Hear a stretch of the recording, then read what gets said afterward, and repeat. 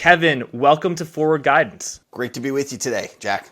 So you're Kevin Muir of Macro Tourist. Got a lot of ideas about inflation, bond yields, the bear market that we've had that might be over. Kevin, we're recording on Friday, December 10th. The standard way I'd start this podcast is with the explosive 39-year high of 6.8% yearly inflation. We're going to get into that, of course, but I actually want to throw a little bit of a curveball, start with something that's incredibly exciting to me, very interesting, and that is a trade that you've been following, which is going long gold, going short Bitcoin.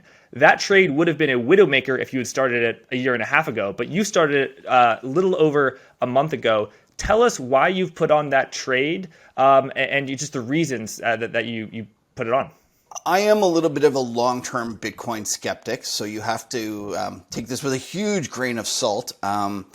Although I was lucky enough and fortunate enough to get involved at Bitcoin when it was $5 on the way up, and I actually mined the Bitcoin and did arbitrage between exchanges. I had given up on it when it went from $2,000 back to $200, and since then although I've kind of nibbled every now and then on the long side, on the whole, I've been a skeptic about whether it has any viable kind of staying power. And, everyone knows the kind of pros and cons, so let's not discuss that too much because, people are tired of hearing about that. In terms of what's new, I look at the recent developments in terms of the amount of leverage in the Bitcoin universe or the crypto universe in general. And it scares me. I'm concerned that increasingly there is more and more leverage. It's becoming like a currency in its own right, and a currency left to its own devices will create credit, and that is what's happening. And although I am not going to say 100% that we're going to have a crash and that we're going to, collapse, I do believe that it's kind of increasingly possible that this is going to happen. First of all, even if you just look at Bitcoin over the last decade, we've had 3 declines of 80% or more. So I think for the crypto community, they fully expect that sort of volatility. I think it's here. I think it started. The correction started, and I think the mistake is going to be to get bullish too early. And I think that we're going to most likely have our 4th decline of that kind of magnitude. And the way that I like expressing it is by buying gold on one side and shorting Bitcoin on the other. And why specifically that pair trade? Gold and Bitcoin are often compared to each other. Bitcoin is, often referred to as digital gold, and the alpha has clearly been in the opposite of your trade. Going long Bitcoin and short gold would have been a phenomenal trade over the past year and a half. Why now are you saying that gold will outperform Bitcoin? Well, to some extent, I do believe that they are used to hedge the same purpose, and I also believe that gold has struggled over the last year, partly because so much interest has gone into Bitcoin and in the crypto world. And so for me, it was just kind of a pure way of playing inflation or worries about debasement. And I just think on a relative basis that we're going to see a kind of a return to gold, a return to the asset that's existed for many a millennia, that's been a kind of a guarantor of purchasing power. And I know that a lot of people call me the old man yelling at the cloud, and I don't get it, and I don't understand how this is a new world.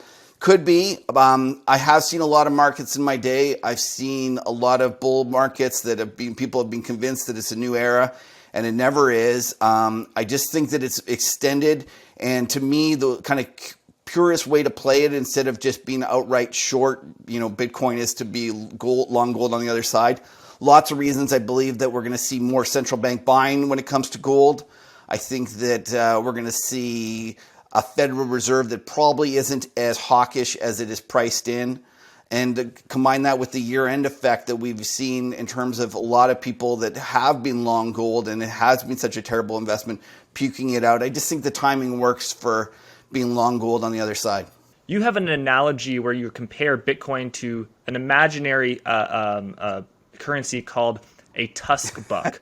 What is a tusk buck, and how does the analogy play out specifically with the reference to the psychology and the money market fund? So I recently wrote this piece, and it was kind of trying to explain what I see as the risks to the crypto universe. And I kind of, instead of talking about crypto, I talked about a Tusk buck, which is in essence this fictionary character called Elon Tusk, and the Rick and Morty fans are going to very quickly know who that is. But this fictional character creates a currency so that he can use it when he goes to Mars, when he retires on Mars in 5 years.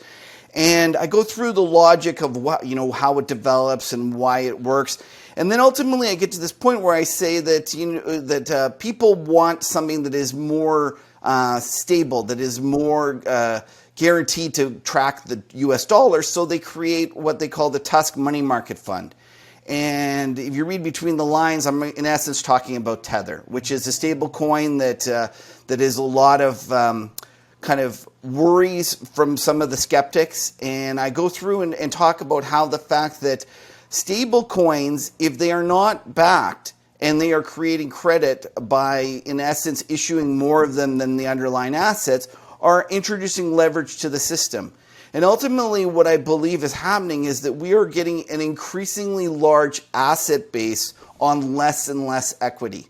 So the asset base, which is all of cryptocurrencies, which has gone up to, $3 trillion a month ago, that asset base is becoming on less and less equity. And when I think about all the major crises in the that I've experienced in my career, inevitably the use of leverage is kind of a common theme that comes through. Without leverage, you don't get that forced liquidation, you don't get the crazy selling. And I can't figure out how much leverage there is in the crypto system. Maybe I'm worried about nothing. But then again, to me, it feels a lot like the real estate bubble of 2005, when a lot of people thought that there was, that there wasn't anything to worry about. We used to hear things about how prices can't go down on a national basis, and a lot of calculators didn't even have a negative input for the CDOs and stuff that they were pricing out. And whenever I hear those sorts of things, my antenna goes off.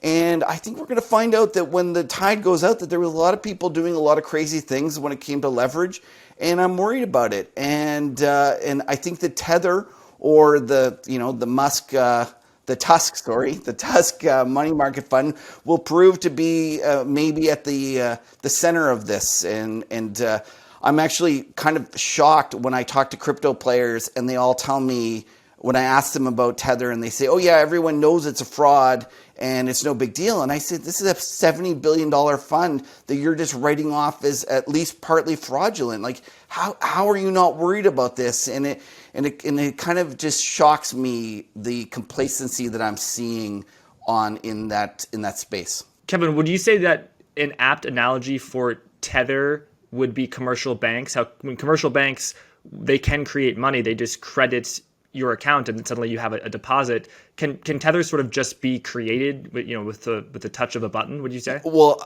I do believe that's a possibility. And at the very least, there's all sorts of exchanges creating credit. When you go and deposit, $100,000 of Ether or whatever it is at an exchange, they'll lend you against that. So that is in essence creating more demand for underlying crypto than exists. So whether it's Tether only or a combination of factors, whatever it is, I do believe that there's more and more leveraged buying pushing it up. And I do think it's an apt analogy to talk about private banks or commercial banks. And I'll hear all sorts of things about how, the government makes money out of fiat, and that's no different than Tether. And they'll talk about all of the let's just say how banks will make money out of fiat, and that's no different than Tether. The difference being is that in the past, we've experienced this. If you go back and look at the 1800s, the late 1800s and the early 1900s, we had a private banking system that went and created all sorts of money. It was happening all the time. And the crypto enthusiasts, when they say that, they are not wrong. When they compare it and say there is no difference between a bank and crypto credit creation. But the difference is that currently there's all sorts of regulations, and there's a backstop with the Federal Reserve. And if you go back to the 1800s and the early 1900s, there used to be, going into the Great Depression, I can't remember what the number is, but I think it was like something like 10,000 banks existed. And within 5 years, we were down to 5,000 banks. And there was a massive credit contraction that we experienced.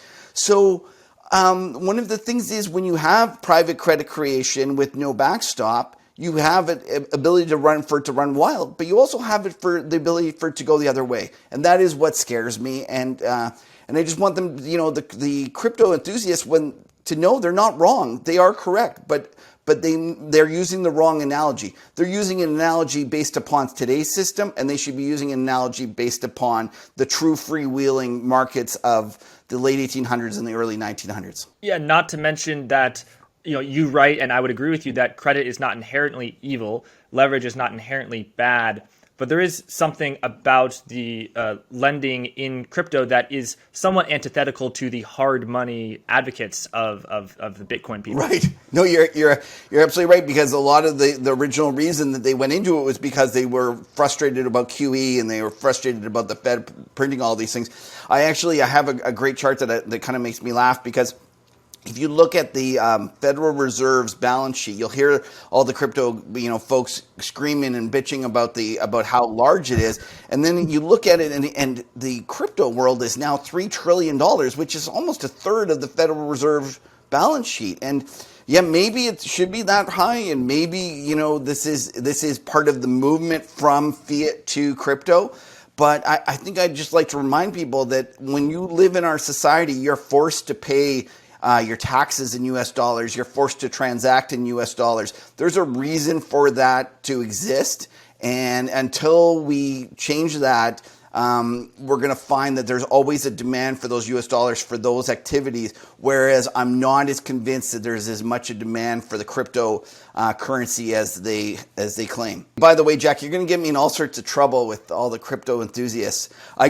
Kevin, you're getting me in trouble. I'm just going to say, listen, you guys have been right. You've nailed it. It's been a great trade. And one of the things is that I just want to highlight is that I am a trader, and I don't get married. It's not a religion to me. It's not something that I feel that is something that's going to make or break me. I'm forced to deal with possibilities of different prices moving all over the place all the time.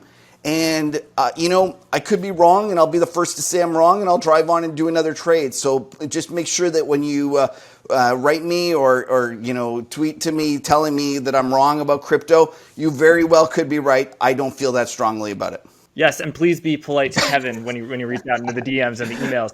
Kevin, one peril of short selling is that the most money that you can make is 100% in your return, whereas your losses are theoretically unlimited. So you're short convexity in a sense. And there's hardly an asset I can think of that would be more inclined for that to be a disadvantage when shorting than Bitcoin. The most you can make is 100%, but Bitcoin, if anything, Kevin, and you must admit, has shown it is an asset that can go up. It can go up 100% in a year, 200% in a year. So how are you sort of weighing that risk, given that it seems like it's an extremely risky trade? Do you have stops? What's your process? I'm sizing it appropriately so that I can sit through some pain. It's a 100 vol asset. You need to be aware that when you have a 100 vol asset, that you're going to have rips of 10, 20, 30%. And if you're not prepared to sit through those, you shouldn't be trading it. One of the things I will say, though, Jack, about your comment is that when everyone is scared of something, that's often the best time to do something. I've been writing my letter for a long, long time. For a while, I did it for free, and I used to go and it used to get picked up by all sorts of different new kind of financial news sites, and so I get a lot of comments. And I'll tell you something, that after watching my different calls throughout this period, the more people disagreed with them, the more sure I was it was going to work. And I know that seems kind of, I don't want it to sound arrogant, because it's not. And, my tagline is, all I bring to the party is 25 years of mistakes. That's my kind of joke, is that, and I was laughing with someone the other day that I keep finding new ways to lose money. So I completely have a lot of respect for anyone in this game, because, the reality is you're going to be wrong lots. And Stanley Druckenmiller talked about how his win-loss ratio was 60% wins, 40% losses. I saw Stephen Cohen talk about how he was 55-45. And these are the greatest traders around. So me, I'm going to be worse than that. So I'm going to get a lot wrong. But having said that, when I wrote something and I had everyone agree with me, it felt great. It was a terrific thing. A lot of people agreed with me. Those trades were often the worst trades. The best trades were the ones that I felt sick to my stomach. I was kind of like scared to do it. I was worried about the blowback. I was worried about people would call me an idiot for fading this. And when I look at Bitcoin right now, it sure feels like one of those times that it kind of, nobody wants to short it. Nobody, they've been burned for the last how many years. It feels to me that everyone has given up. There's very few people that are willing to go out and talk badly about it. It's that sort of environment that you see that end up being the best trades. I think it's just me and Nassim Taleb that are sticking to our bearishness. Kevin, why is it that right now you think is the best time to short Bitcoin? It seems to me on the level of frothiness where people are ebullient about Bitcoin and crypto now, but it seems slightly less than January and February and December of last year. What is it about now? And then also, how are you putting on the trade? Shorting futures, buying put options? So one of the things that I do believe is that it's more than just Bitcoin that I'm negative on, and maybe we could just transition to the whole meme stocks, Tesla, ARK, the whole sphere of speculative assets. I believe that we've had a year and a half ever since COVID of these things going straight up, and that a lot of these charts are now broken.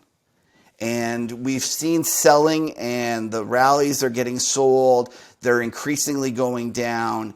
And it's one of those things that it's, you're correct that it's been a lot more bullish at previous points. There was, even let's just take Tesla, which is kind of the poster child of a speculative new era economy stock.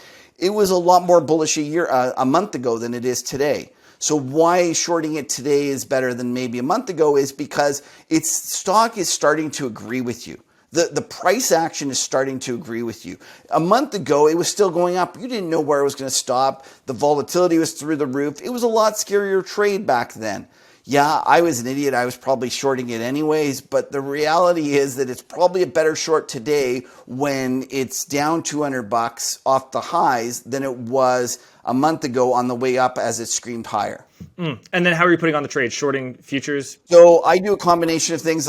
One of the trades that I like doing also is I short the MicroStrategy. MicroStrategy trades at a premium to the underlying assets of Bitcoins that it owns.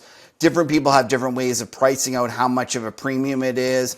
There's about $2.2 billion of debt outstanding on that. And then if you look at it, I kind of valued the underlying business that before Saylor went and started doing Bitcoins at 1.4. That was the value that it was priced at before he started going into Bitcoin.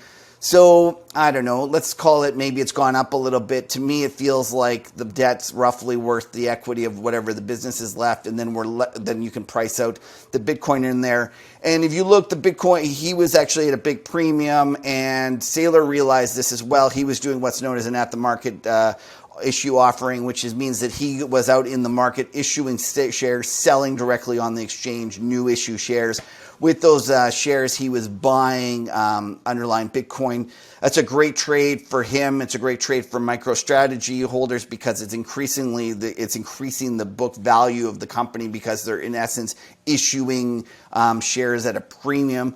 The trouble is that eventually I think this will be a situation like GBTC. If you remember GBTC, it was at one point a premium to the underlying NAV as well. And then as it became easier for other institutional and retail clients to buy Bitcoin and other methods, that went to a discount. So ultimately, I'm shorting MicroStrategy because I think that I'm getting a little bit extra juice in terms of it trading at a premium to NAV, and that I expect it to go to an eventual discount. So I believe shorting MSTR is a great way of playing from the short side of Bitcoin. I do a combination of different strategies. It might be short outright. It might be selling calls. It might be selling call spreads, buy and put spreads. There's a whole bunch of different ways to play it. I also, there's some great ETFs now. There's BITO, B-I-T-O. Here in Canada, where I'm Canadian, we have BTCC.B and the futures as well. So there are a variety of different ways to play it. I will hop around and do different trades, and depending on how I feel about things. But one of the things I just like to stress is that my letter and what I talk about is more idea generation, and I believe that every trader has their own risk preferences, and they should ultimately choose what's best for them and handle it, how they best see fit. Kevin, now I want to take a detour. Let's talk about you can't call it a bear market, but the drastic sell-offs in particular stocks that really began on the day after Thanksgiving. You had seen some signs of it with stocks like Beyond Meat and Chegg and other previous high-flying growth darlings falling 40, 50, 60, 70, 80, 90%. But it really sort of came into the macro world on that the day after Thanksgiving. And of course, that was related to Omicron. And later, Powell said something that the markets didn't like. Is there anything that you particularly note about the stocks that have gone down a lot? You said there's a similarity between Tesla, ARK. You said Bitcoin as well. Well, what do all those things have in particular? And then, where do you think that all this thing is headed? So I do believe that a bear market has started in these junky speculative names.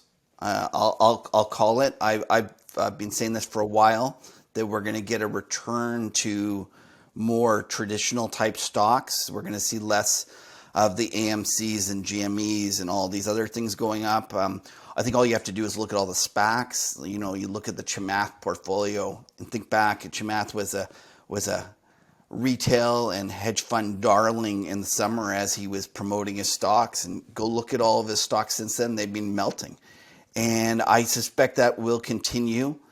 I think it's a good thing, because when I look at what was happening, it was making a travesty out of a lot of financial markets. And I know there's lots of people that love talking about the apes won't leave AMC and the GME. They really stuck it to the hedge funds, and I just taking a security to a price that makes no sense on a fundamental basis and leaving it there, and encouraging that behavior is not what markets are about. And I'm not trying to say that young people shouldn't get involved, but I think they should be really worried about going and trying to use cornering hedge funds as a long-term strategy. Yeah, there's no doubt about it. Some hedge funds played on the short side too much, and it was a great trade for them to squeeze the GME holders. Completely get that. But it became, it took on its life of its own that was divorced from reality. And I blame a lot of the people that were in positions of power that should have known better. Elon Musk, tweeted out on GME and encouraged it. Chamath did the same. This wasn't power to the people. This was them encouraging a speculative frenzy. And when I think about the investment horizon, I think that these stocks are going to have a bear market that just melts and melts and melts and melts. And people are going to be, extremely disappointed a year from now when they wake up and this portfolio of meme stocks is significantly lower. And that's how I feel about it. Now, in terms of what caused it and why we had this Thanksgiving kind of start, my belief is that it, although there was some bad news with Omicron, and although the Powell has recently gotten much, well, not much, I would say relatively more hawkish, I think that is more of an excuse than people think as kind of the reason why we went down. If we had had a situation where speculators and hedge funds were not over their skis and too long, then I think the market could have handled that news. Yet the reality was that they were too long. They did have too many of these speculative names in their portfolio. And we saw a huge what they call degrossing. And degrossing means that hedge funds were kind of reducing both the long and short side of their portfolios. Now, you might say, why did you say degrossing? Like, why not just say selling? Yes, hedge funds lean long in terms of risk, but a lot of times what they'll do is they'll be long a basket of stocks and then they'll be short something on the other side, so that they might be long 180% and short, let's say 90%, sort of for a net long of 90%. And so what they'll do is they'll take both sides down. And so you'll see stocks that they're long going down and then stocks that they're short going up. And I contend that's one of the reasons why we saw Apple go up. Apple is hitting new highs, and we had days, and I think there was a day, it might have been Thursday, or Thursday you guys were closed, but Friday we might have had a situation where the S&P closed on the lows of the day and Apple closed up on the highs of the day. And the reality is that a lot of these hedge funds are just getting what's known as back to neutral. And they're going back to a position where they're not long as much crap and they're not long as many of these kind of speculative names, and they're covering. The other thing I'll say, Jack, is there's two other issues. One of them is that everyone remembered 2018. And 2018 was this, Powell said we're a long way from neutral, and we had this huge sell-off going into it. And what they remembered was that they lost their bonuses in the last month. And so a lot of these money managers and these portfolio managers, they've just thrown in the towel. And I do believe that that's what we saw this month, and especially it accelerated after Thanksgiving, was a lot of these portfolio managers getting back to neutral, getting flat as much as they could. And that entailed selling these stocks that they were overweight and buying the stocks that they were underweight. And I think it's actually setting up for a great situation going into the new year, because a lot of these hedge funds are light on risk. And it wouldn't surprise me at all if we had a big rally. And I especially think we're going to get a big rally in the names that they were selling. They were just get it off the sheets. It's been a loser all year. And two themes that you might want to look at on that side were the pot stocks, the cannabis stocks, which have been terrible performers, and the gold stocks. Anyone that's been long any of these have been selling, and they finally just said, that's it, get me out. And so I think that these are setting up for great tax loss selling opportunities.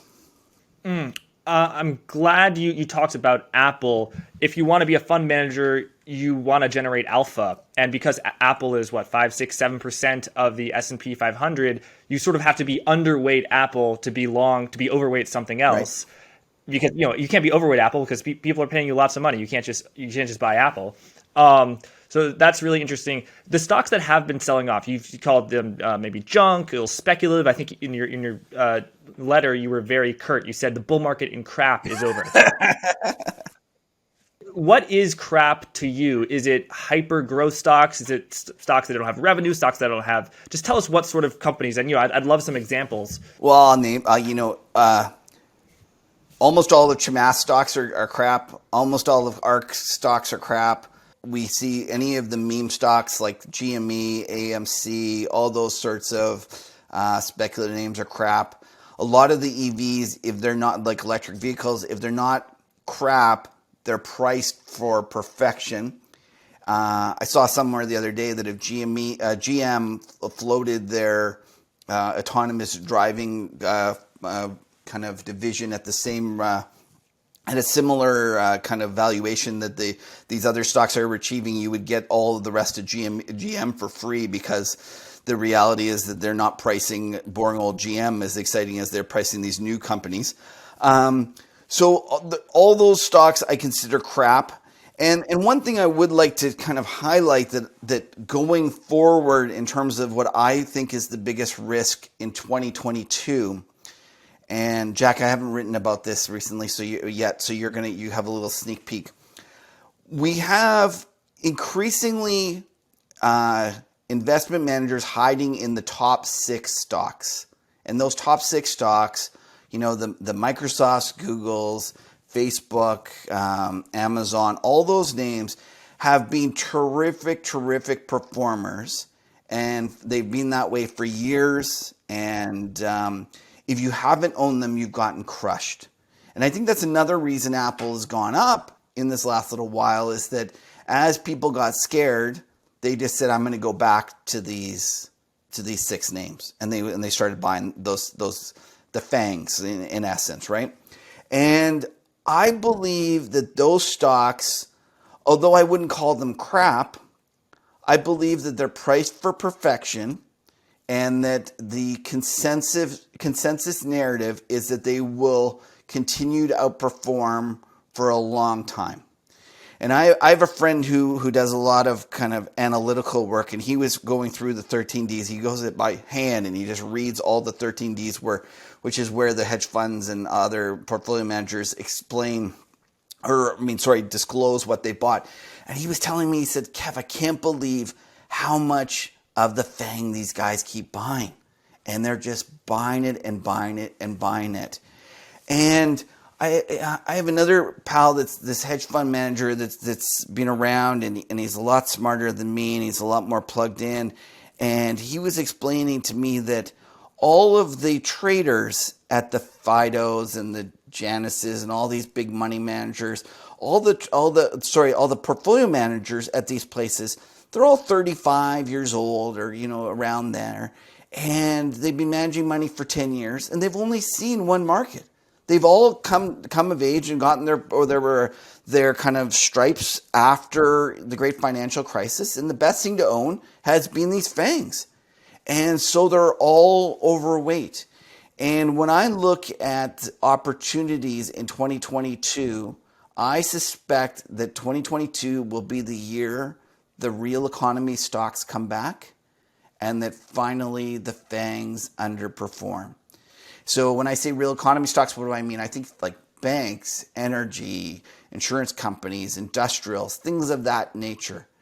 And to me, the real question that I want to kind of think about, and I don't have an answer, is can we get a shift out of those high-priced FANG stocks into these other stocks without causing a market crash? Not even a market crash, a market crisis. And I don't have an answer. I'm hopeful that we can. I think that there's a good chance that we will get a violent internal rotation, and that we will see times when those FANGs are down 5-10% in a day, and the banks on the other side, which are a lot smaller, and that's one of the things that you need to realize, is the companies on the other side are much smaller. There's going to be no liquidity for them to be able to buy any. And you'll see like energy, I can't remember what the stat is, but at one point it was 20% of the S&P, something like that, and it's now 2%. These stocks are tiny. And when money starts flowing out of those FANGs into these other names, the potential for them to rip and just fly is huge. And I think that will be the thing that I'm watching for in 2022, is the potential for a violent internal rotation out of FANGs into real economy stocks. Kevin, on the day of that rotation, when growth stocks and big tech stocks sell off huge, the money flows into the reflation trades, energy, financials, industrials. On that day, if that day comes in 2022, I have a feeling that bond yields would probably be rising because of growth is hot, inflation is hot. Why do you want to own bonds? And yet, over the past 6 months, despite the fact that we've seen inflation continue to accelerate to the upside, bond yields have actually they've actually gone down. And in fact, Darius Dale pointed this out on Twitter. Over the past 6 months, TLT has actually outperformed SPY. What have you made of the overperformance of bonds, which have a fixed coupon? They're paid in dollars. Dollars are being inflated away. Inflation is very high. You would think that they would be selling off, but actually people are buying bonds. The yield curve is flattening. People are worried about slowing growth, slowing inflation. Your thoughts? So, Jack, great question. And it is kind of amazing, isn't it, that we're taping this on Friday and we just had one of the highest CPI prints since 1982, and yet the bond market doesn't seem to care. And I know a lot of the bond bulls are saying, oh, well, look, there you go. If that's not going to kill it, what's going to kill it? One of the things that I find most fascinating is that when you watch the big institutional fixed income managers talk about how they're pricing bonds and what they're expecting, you'll hear them talk about the terminal rate. And the terminal rate is in essence the highest rate they think that the Fed's going to be able to raise rates before the economy rolls over. And One of the things that I think is happening is that bond managers are assuming the terminal rate has actually come down because of the increased amount of debt in the system. So what does that mean? That means that they are increasingly believing that the Fed will raise rates 100 basis points or whatever the number is, and then the economy will roll over, and then the Fed will be forced to lower rates. And even inflation, let's talk about inflation. Everyone's, complaining, or not complaining, warning about inflation and worried about it. And we hear all these Larry Summers and Mohamed El-Arian all talking about how the Fed's made a colossal error and how this is the end of the world. And then you go look at inflation swaps, or you look at inflation break-evens, and all of the worry is in the first 2 years. There's like the curve is inverted. If you look at 30-year inflation swaps, they barely have risen. So what that means is the market is telling you that they're not concerned about long-term inflation. They're concerned about short-term inflation. And so the market, there's been a lot of pushback on the Fed when the Fed has said that this inflation is transitory. But to some extent, the market is agreeing with the Federal Reserve. If it wasn't transitory, we would see a situation where they would expect longer dated inflation swaps to rise more than the shorter dated ones, or at least for them to all go up together. And they're not. They're going up, at the front end a lot more. So going back to your question about how do I resolve that, and how does this play out in 2022? I think that what you're going to find is that the market is going to come to a realization that they are incorrect about the terminal funds rate, meaning that how high the Federal Reserve will raise rates before they roll over the economy. And when that happens, everything will have to get repriced, and the long end will actually get just destroyed, meaning that the bonds will go down and up in yield. Now, why am I so confident? Let me explain to you why I think this will occur in 2022. In 1982 or 1981, Volcker broke the back of inflation through raising rates. We had a situation where the markets were very convinced that inflation was going to run forever and that there was nothing you could do to stop it. There was a fellow by the name of Henry Coffin that worked for Salomon Brothers. He was known as the Dr. Doom. He was the original Dr. Doom.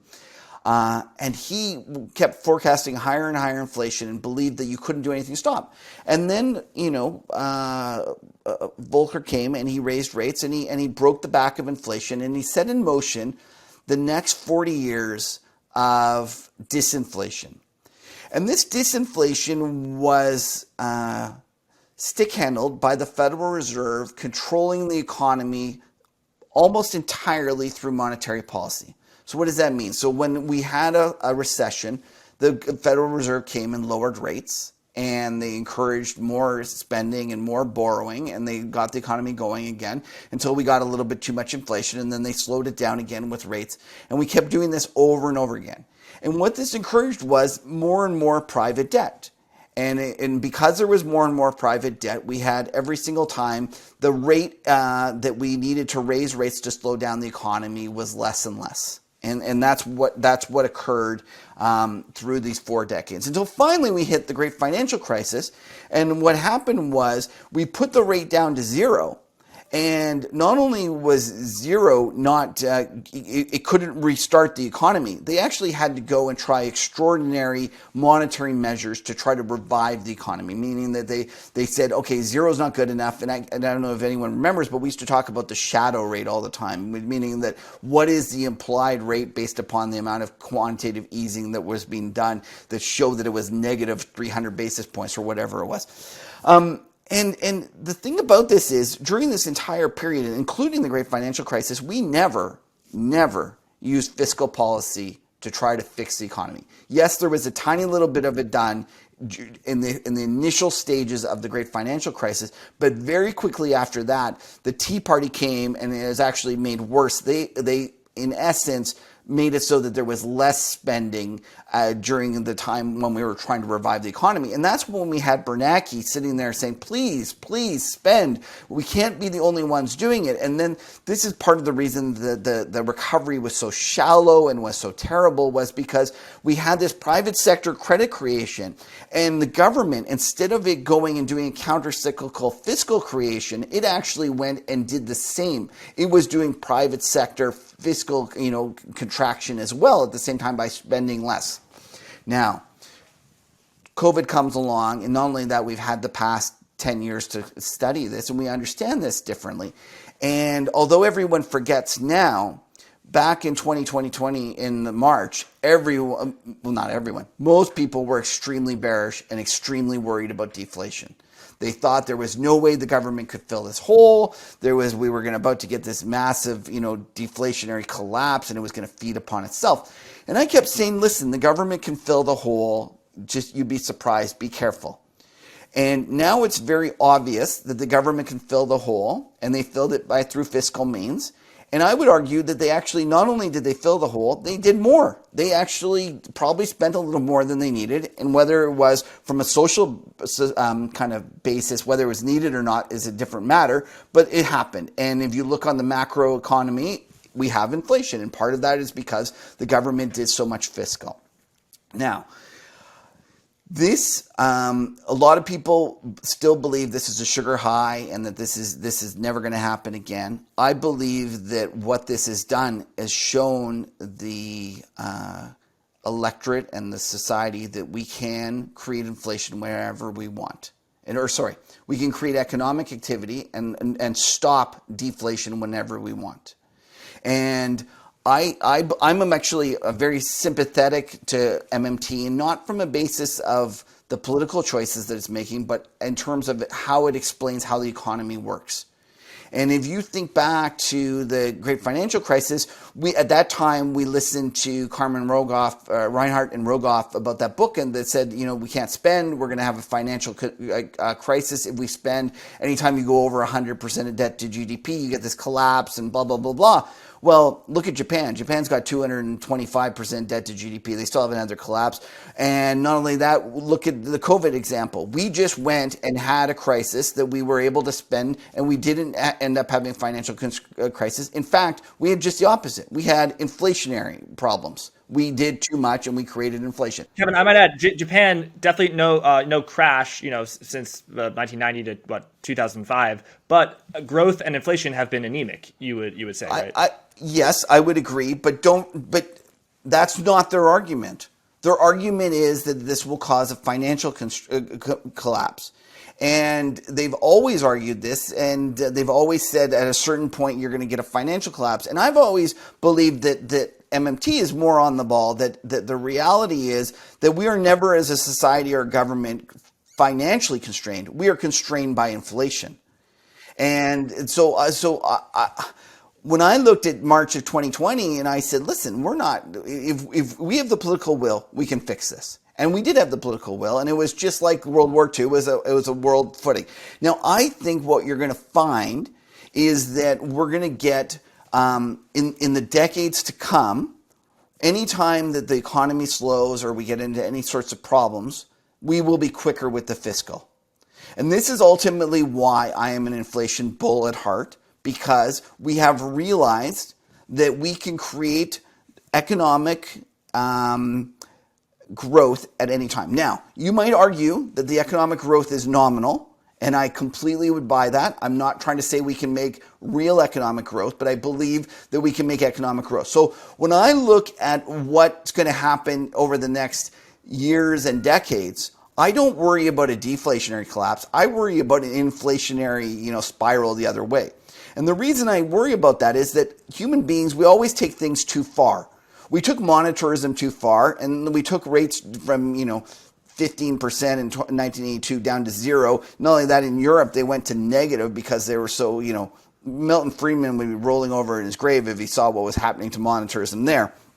So what I think is going to happen is we're going to have more of an inflationary bid than we expect from the underlying tendency for us to do more fiscal whenever we get into trouble. So from a secular long-term perspective, that is one of the reasons that I'm most bullish on inflation, and I don't believe the market has understood that yet. And I used to be the 2% inflation used to be a kind of a ceiling. I believe that it's going to be a floor, and that the moment we get down to there, you're going to find that we're going to get more fiscal. But the real reason that I'm most excited and most bullish about next year in terms of inflation and how the market is getting it wrong is that we have hit a point where we've thought that private sector credit creation cannot happen, meaning that in the 2008 great financial crisis, everyone thought that the government was going to do quantitative easing, that money was going to go into the banking system, and then it was going to get lent out, and it was going to create economic activity and create inflation. We learned that obviously that doesn't happen. The government putting money into the system, it just sits on the bank's balance sheet. It gets sloshed around. The velocity goes down, which it really velocity is a dumb measure anyways, but in essence, the velocity goes down. It doesn't create any, quantitative easing doesn't create any actual real activity in the real economy. So one of the things that we've kind of thought to ourselves, well, that side doesn't matter. And so the only real way is to make inflation now is through the fiscal means. And there's two ways that inflation is created, or even money is just created. One is for the government to spend it into existence. Now, 10 years ago, we didn't believe that one would work. Now, all of a sudden, we believe that one will work. And not only that, we believe that's really the only one that works. So you see all these market strategists and all these pundits talking about the fact that fiscal is getting slowed down, so therefore you should sell risk assets, and you should be, the economy is going to roll over because there's not going to be stimulus checks in our wallets. It's kind of ironic that at the very time that everyone has finally accepted that fiscal creates money, we have forgotten that private sector can create money as well. And so what do I mean by that? I mean that in the old days, we used to go and lower interest rates because we would encourage more borrowing. So people, you lower the interest rate, person would go out, buy a house or take out a loan for a business.